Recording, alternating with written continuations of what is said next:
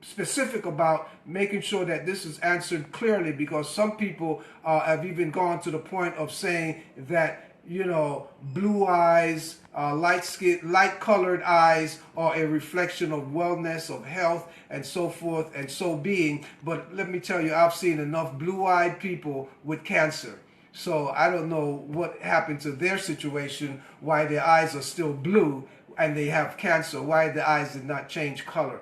Humanity, we come in many different hues and colors, and we vibrate and radiate very beautifully according to the blessing that we have been endowed with. And this is a blessing that I've been endowed with based on my genetics. And thank you for observing. And I really appreciate sharing this moment with you and getting a chance for you to look into my eyes so you can see that they are real. No contact here. Hey, welcome home. All right. So as you see, this is our kitchen. This is our teaching kitchen here. And as I was about to mention, juices, we have the vegetable juice mix. This is ginger. Pure 100% ginger juice. Orange juice. So we mix it up here on a daily basis. This is what we have available for our guests today. Coconut water. Pure agua de pipa, fresh coconut water. Again, that's our vegetable juice blend. This here is pear. Fresh juiced pear. These are the Anjou pears. Of course, watermelon is here. And this is our tomato hot shot. This is tomato with onion, garlic, ginger, hot pepper, turnip, radish, all the hot stuff that's going to burn the mucus out of your system. It's going to dry up that cold. It's going to open up your respiratory channel, and also it's going to energize you and get that blood circulating. Just pure 100% cucumber juice, and hey, more coconut water for the family. This is how we do it here every day. Abundance of juice, loads of juice, and of course all the salads and everything else. We have our refrigerators are constantly stocked, you know, so we have our vegetables ready to go. We have more vegetables over here, and our pantry. We have an open pantry. So this is how we show you how to create right here in our kitchen, and we get you to participate in the process by stocking quite well for you with our nuts, seeds, grains, you name it. And from the photos that you saw we posted today on Facebook, the pizza, the wrap, the cakes, the crackers, the pies, you know, the juices, this is it. This is where we do it. So let's journey upstairs here. And as we move upstairs, this is our lounge area up here. This is where we have our library. We have a condensed version of our library. The Sunfired Library boasts more than 12,000 titles of real books, all about nonfiction. Think about reality, about growth, self-growth. So here, we barely have 1,000 of them out here available for you to peruse. You know, Brazilian cuisine, African cuisine, Caribbean cuisine. We have the Latin cuisine. We have Chinese, Indian. We have Arab. We have the world cuisine right here. We also have books on yoga. We have many of the raw food books that have been put out. We have a serious classic here, the Bible of Living Foods. Of course, my dear brother Wiktoras Kulvinskas. And we have a very ageless volume of Dr. Ann Wigmore, Naturama Living Textbooks from the Hippocrates Health Institute. This is one of the original from Boston, Massachusetts. And this here was published, let's see, we got Dr. Ann's signature on it as well. Dr. Ann and I did quite a bit of presentations together over the years at different expos and seminars and things of that nature. This one was published in 1970. So we have quite a wealth for you here. Here's one of the great little books from Victoria Skovinskas, Love Your Body, Live Food Recipes with Sprouts. And it was introduced by Dick Gregory. So here's Dick Gregory and Victoria's back in the days, you know, and the cover was done by Peter Max, one of the great artists of the 70s. So we have a few of these relics here. We have, of course, I would say the master of living foods, Professor Hilton Hotema. He lived to be 90 plus. We have quite a few of his books. You know, he left us with over 100 books. So we're talking about, you know, the raw food scholar extraordinaire. And this book here is on orthopedy, the new science of health and natural healing, as it was done by Hilton Hotema and Herbert Schulten, where they had their institute similar to what we're doing here today, teaching the whole science of living foods and natural life. So here at our lounge area over here, we have this beautiful view overlooking the Panama Canal, where you can see in the distance all the stuff that's going on. We're building our garden right here. We're facilitating the construction of the boutique hotel next door. So once that's done, we're going to get this galvanized zinc down, and we're going to put up a beautiful garden for you here. We're going to have a sauna, jacuzzi, hot tub. We're going to have a mud pit in there. We're going to have a yoga platform. And this is how we do it here at the Sunfired Institute for 2017. We have a retail store focusing on bulk, all organics. Aris Life, my brand, all organics. So we have Doe Peterson is asking, to begin a raw lifestyle, would you recommend would recommend the transition method to or just jump in? Like, which is best, to jump in or make it slow transition? Well, let me tell you, let's sit down here. Let me tell you how this works now. I've seen it done in many different ways. You know, the most impressive transition that I have ever seen was done by one of my A students, brother Stanley Banks. Stanley Banks is George Benson's bass player. Stanley Banks came to my place in Brooklyn, New York in 1999, the Sunfire Juice Club, and he enrolled in the classes that we had going on there.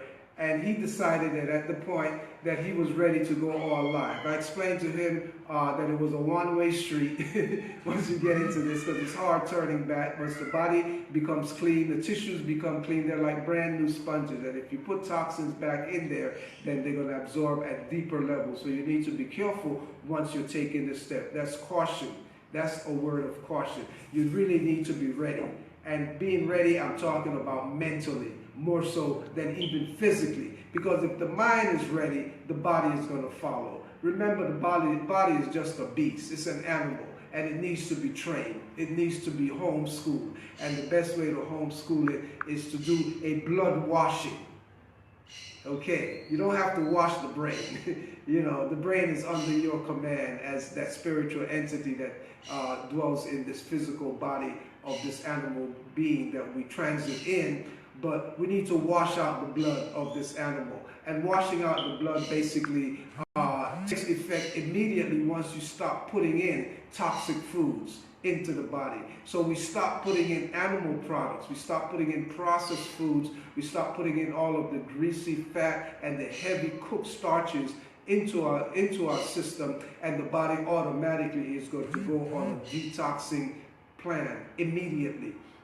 So anyway, I've seen my brother Stanley Banks where he switched from one day of consuming everything under the sun, and he said actually even pigged out the night before, because he figured that if this was real, he's not going to get to eat pork anymore if he really got onto this live food diet. So the guy actually literally pigged out and ate all kind of forms of pig that he could find the night before. The next day, he took on a living food diet, and for 1 year, after he became all living food, consistently, the brother lost 98 pounds in 1 year, 365 days. And he has not stopped flying ever since then. So we're talking now 16 years of completely all raw food, switching from one day to the next. So you have to have a strong mental constitution when you do that, and of course you need a good coach that can help you understand the changes that the body is going through, so you don't misinterpret,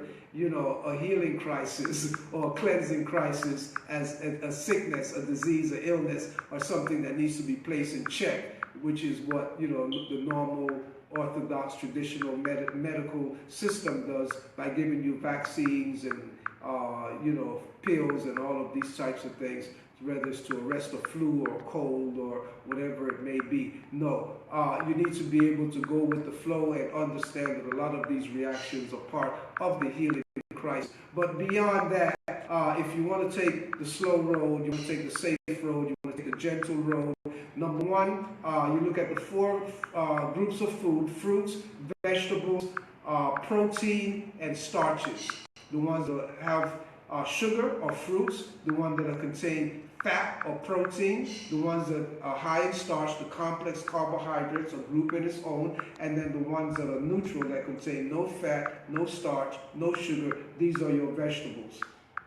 So we need to create a balance, number one. So the best place to start from is to know that you are not too far of at an extreme, especially when it comes to the starches and protein. The protein are the ones that contain fat, all your seeds, nuts, all of your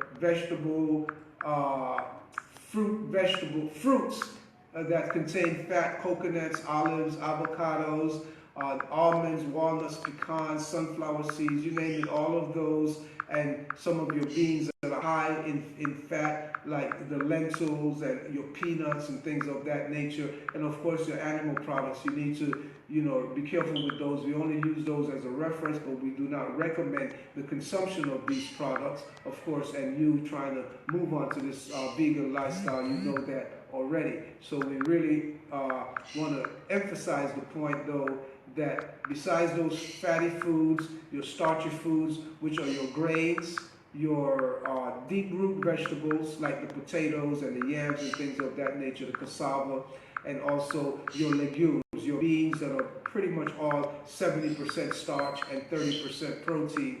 Those very high, intense, dense foods, you need to be careful with the quantity of those foods. So again, starting off with 25% to begin with of starches, protein, vegetables, and fruits, that's a good place to start, because I think most of us are probably like 80% starches and protein, meat and potato. So starting from that base, then we gradually now want to decrease, number one, the amount of protein, of fatty foods, and also drastically decrease the amount of starchy foods, the grains, the heavy, deep roots, and the beans itself. Drastically reduce that quantity, gradually reduce the quantity of fatty foods, the protein, and increase the amount of vegetables. Those are your non-starchy vegetables, your green leafy vegetables, and your vegetable fruits like tomatoes, cucumbers, eggplants, zucchinis, and so forth. And also gradually increase your amount of fruits. So you drastically reduce your starch, gradually reduce your fatty foods, drastically increase your vegetables, and gradually increase your fruits. That's a good starting point. Get to the point where you may be consuming within a relative short period of time, 30 days to maximum 90 days. You're doing 1/3 fruits, 1/3 vegetables, and 1/3 a combination of starches and protein, with more protein than starches. And then from there, the pendulum just keeps swinging, where you ultimately going to have a high concentration of fruits and vegetables in your diet, with a good solid intake of fatty protein foods and very minimal amount of starchy foods. And this is the way to go. You come here to the Institute, we'll be more than happy to set up a personalized program for you, or we could do that online. I do coaching on Skype. So my Skype name again is Aris Latham Sunfired. You can set up for a coaching session to me on Skype. All of this will be reflected on the new website, aris-latham.com, and also we'll be posting the information on Facebook as well. So just to update you, we have almost 60 people live right now, and just to let you know, everyone is very excited, very happy about what you're sharing. We have another question, is saying, will eating live foods help decrease or eliminate thyroid issues? Well, thyroid issues is associated, especially the hyperactive thyroid. It's associated with high consumption of starchy foods, particularly corn. So be careful with corn. As a matter of fact, most corns today are GMO. They're genetically modified. So really you have to be careful with that. But especially those starchy corn, the dry corn that they used to make cornmeal and cornbread and popcorn and things of that nature. These are a major suspect in the cause of these types of conditions of the thyroid. So to balance things out, I want to send you to the sea and consume a lot of seaweeds. You need iodine. So lots of kelp and dulse and things of that nature. Decrease your starches, particularly your corn. Eliminate that if it's not too much of a big loss for you. Because, you know, once we get to these positions where we have these types of issues, there's some addictions that is going on that is perpetuating these issues. So sometimes it is not that easy to just let go. So as we do it here on a scientific level, we want to be able to help you, you know, giving you a jump start by inviting you here to the Institute to go on a cleansing program, a detox program, or even go on a complete liquid juice and coconut water fast, so that we together can address these issues under supervision with guided help based on my experience and also the experience of many experts who have written extensively about these types of conditions. Perfect. We have a question that I know a lot of people are interested in. It's about water, and Haiti is asking, what about water intake?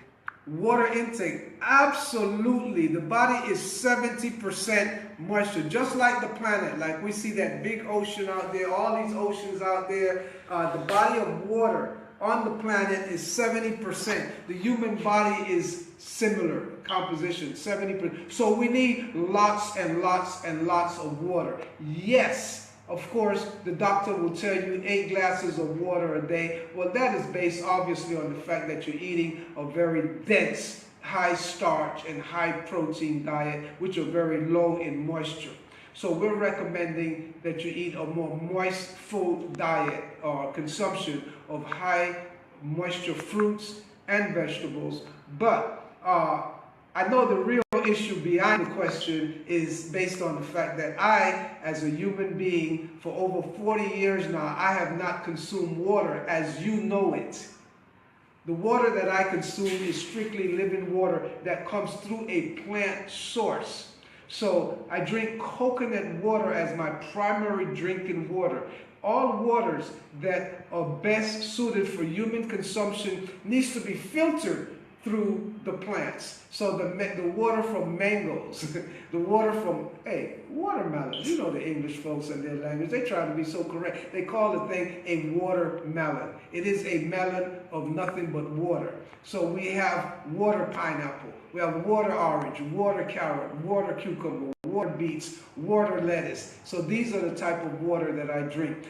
That if you're just drinking water from a stream, from a river, you know, from a well, from a spring, then that water contains inorganic minerals. The minerals in those waters are inorganic and the body cannot utilize those minerals. So those minerals need to be filtered through a plant. Like the coconut tree is the perfect filter. It's actually a distiller. It removes the inorganic minerals from the seawater, which most coconut trees are grown abundantly by the sea, or whether it's the river water, the lake water, wherever the coconut tree is sourcing its water, the minerals in that water, the coconut tree converts those minerals into an organic form so that they can be better utilized by the body. Potassium, number one, that you find in coconut water. And we have to understand how these organic minerals function in the body so that we can better appreciate having juices, green juices, vegetable juices, fruit juices, coconut water juice, in order to hydrate our body. This is what regular water does. It just hydrates the body. Coconut water, watermelon, cucumber water, pineapple water hydrates the body, but it also mineralizes it. It has electrolytes, electrical energy, electrical charge, electrical force that animates the body and energizes the system without the body having to work to process raw elements to convert and produce energy. You get your energies direct from these highly charged electrical sources of plant water. And this has been how it is for me. Yes, 8 glasses of water, drink it, but try to get it from a living source. Of course, many of you are stuck in urban areas, so you got to buy a alkalinizing machine, which is actually trying to imitate a coconut tree and trying to remove the acid from the water. Coconut water has 7.6 pH, perfect alkaline acid balance, and this is what we want in our body. We want balance. We don't want the body to be too highly charged with alkalinity, and of course we definitely don't want it to be on the acid side, but we want it to be balanced. So Bernice is saying an experience she had while on her journey with food. She's saying, I was vegan for a while and my skin was great, but then I broke out for a while. Why did my acne prone out on my skin go bad when I was vegan? Oh, of course, your skin is the largest organ of elimination, and if your other organs of elimination are not doing their work adequately, the colon, the kidneys, and so forth, then a lot of the elimination is going to be coming out through the skin, especially once you change your diet and you're consuming all plant foods. The body now is on a serious elimination course, and it's releasing so much toxins from the tissues, from the cells, and they're coming out through. So what you're seeing is really just elimination. If you continue on that path and consume a high volume of liquid, because you got to flush, you got to move these toxins on, you consume a high volume of liquids, you're going to see that the acne is all going to clear up. All that is manifesting is just an emptying of the trash bin. It's just waste that has been accumulated in the body, and now that it's been freed up and so much of it is coming out so radically, so drastically, the rest of the system is asking the skin for extra help. So your skin is working fine. Give thanks and praise that organ showed you that it was really loyal to you and it's moving out those toxins. So just, grin and bear, and know that it's just what it is now, but it's not what it's going to be once the system becomes clean. Perfect. So Sasha is saying, so very much like a drug addict, my body will experience withdrawal from the processed food. I know I crave meat at times. What will help those symptoms? Symptoms, I mean. Well, just understand, my dear friend, is that, first of all, animal flesh consumption, since most of it goes undigested, because our intestinal tract is extremely long, it takes a long time for animal flesh to transit through our intestinal system. So most of the time it goes undigested and, of course, uneliminated. So the body tends to store it up. It takes 2.5 days for the average portion of meat to actually transit through our system. So if we're eating 3 square meals a day laden with lots of animal protein, we've really been backed up for years with unprocessed, undigested, unutilized animal protein, which has been stored in the deeper cellular levels. So yes, of course, it's going to take now at least 1 year for every 2 years that you have consumed animal protein for the last trace of meat to leave your body. That is if you just go on a traditional all vegetarian diet with no animal products. But now, once you go on a living food diet, consuming all sun-fired raw foods, and also doing detox, doing lots of juicing and fasting, as I recommend on a weekly basis, a 36-hour fast once a week, and also fasting on the solstice and the equinox for 3 days consecutively, then you would find that a lot of this waste material from the unprocessed meat accumulation would now be leaving the body at a faster rate. So then we're talking like probably it would only take 1 year for every 7 years of you having consumed animal meat for the last trace of it to leave your body.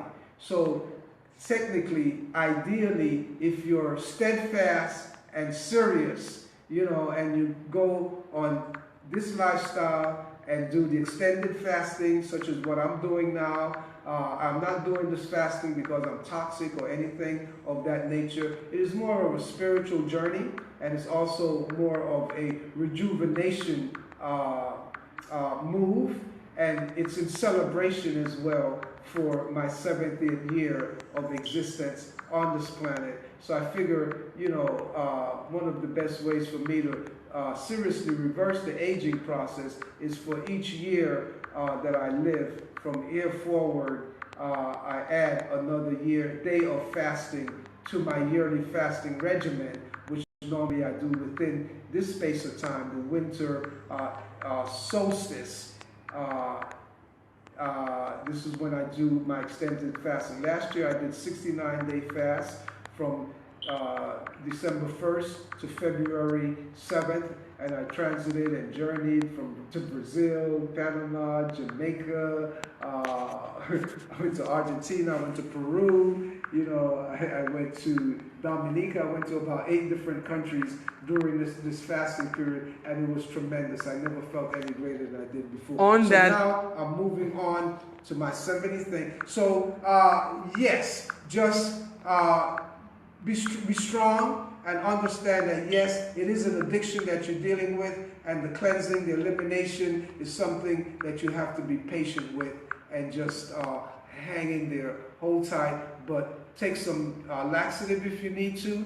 Cascara sagrada, that's an herb that works quite well, or some senna leaves, or you can even take a colonic irrigation if your system is that bad that really require that type of intervention, or an enema would work quite well, or just drinking aloe vera juice, fresh made aloe vera juice, about a half a cup of it every day for 7 days. You're going to start seeing some nice smooth movement going on. Yes, next thing. So people are asking, Haiti is asking again, what is really a fast?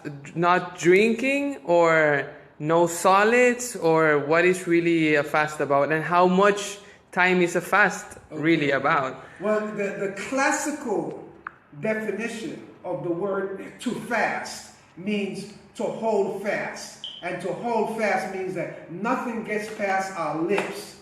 No liquid, no solid. That is the classical definition from antiquities. So in ancient times, when you read about someone who fasted for 40 days and 40 nights, that is basically a classical fast. And that's why it is specified in those documents that the person not only fasted for 40 nights, because we fast every night of our life. Every time you go to bed, for that 8-hour period, you're going on a fast. You're holding fast. Nothing goes past your lips. No liquid, no water, no solid, nothing like that. No fiber. You do not activate the digestive system. You do not activate any flow within your body.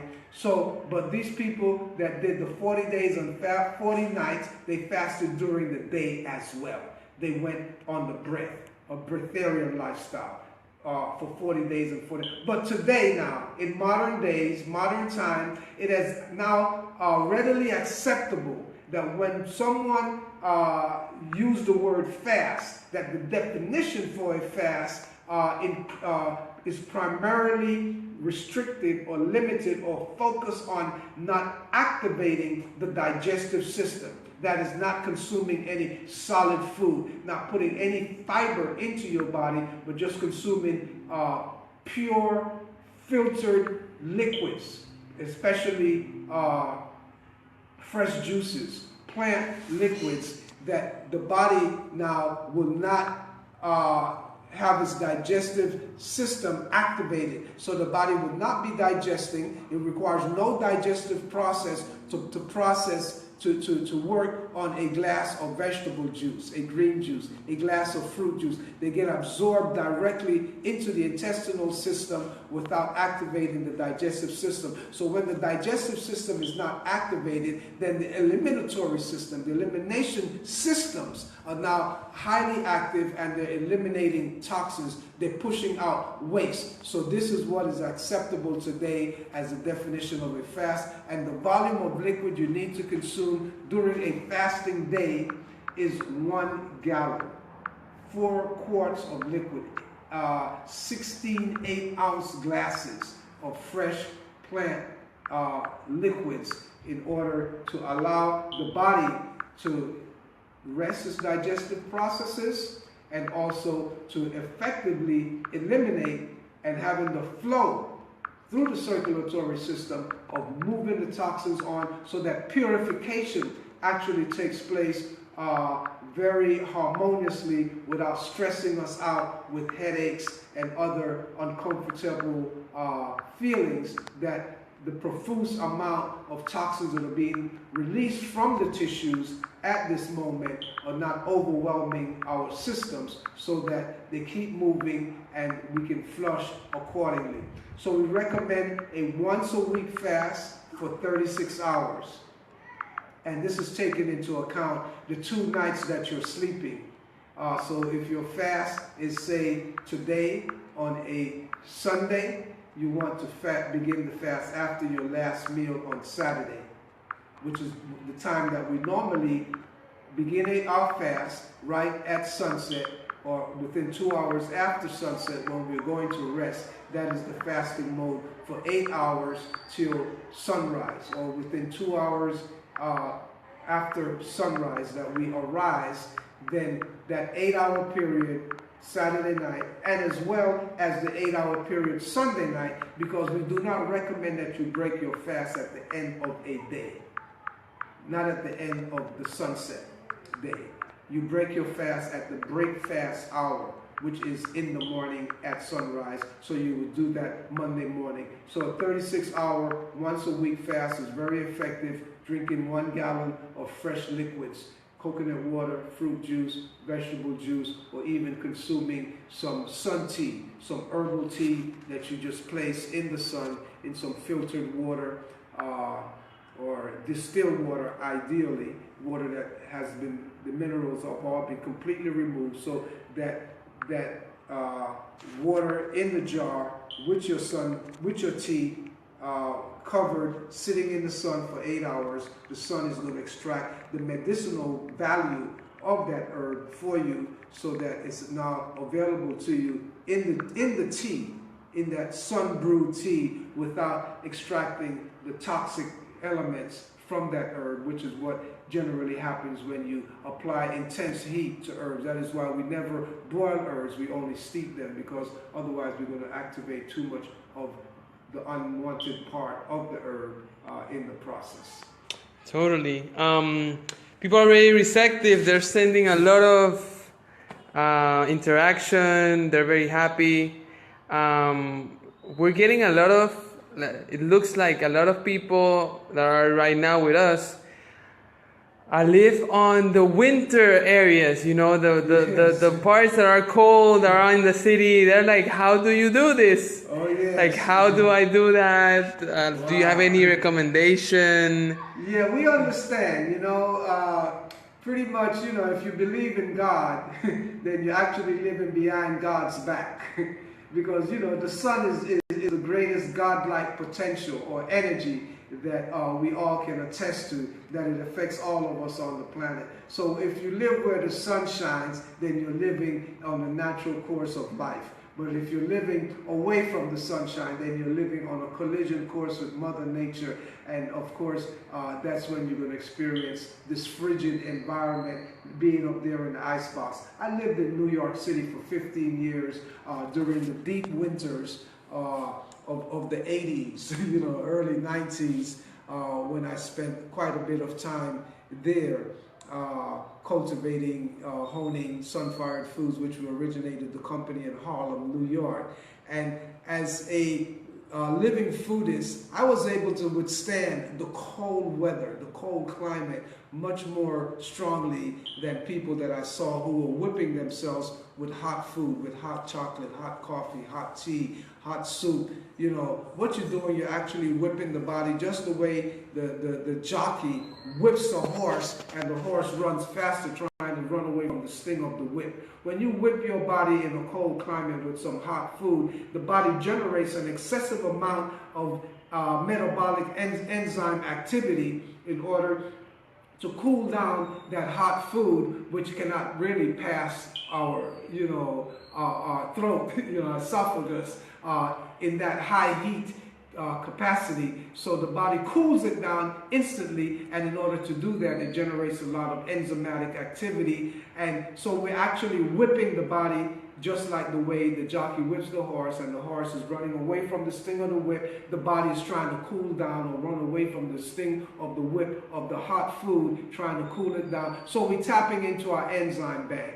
and really start messing with our immune system by using enzymatic activity just to cool down hot food. So what you'll notice is that you become an addict to that, because as soon as the sting of that whip wears off later in the day, you got to keep whipping the body for the rest of the day.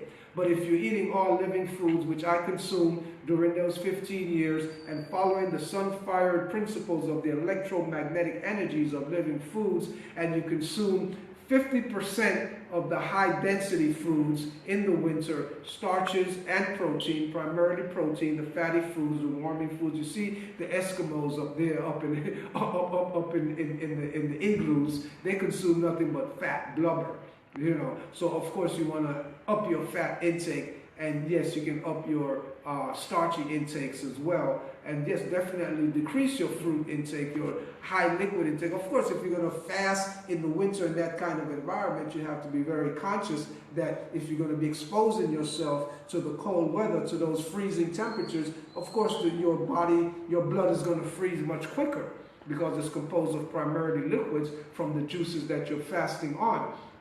But we know that most of you, even though you're living in a temperate environment, you're not living a temperate life. You're not living like a teddy bear. You're not out there rolling around in the snow butt naked. You're not living a temperate lifestyle. You're actually living a tropical lifestyle.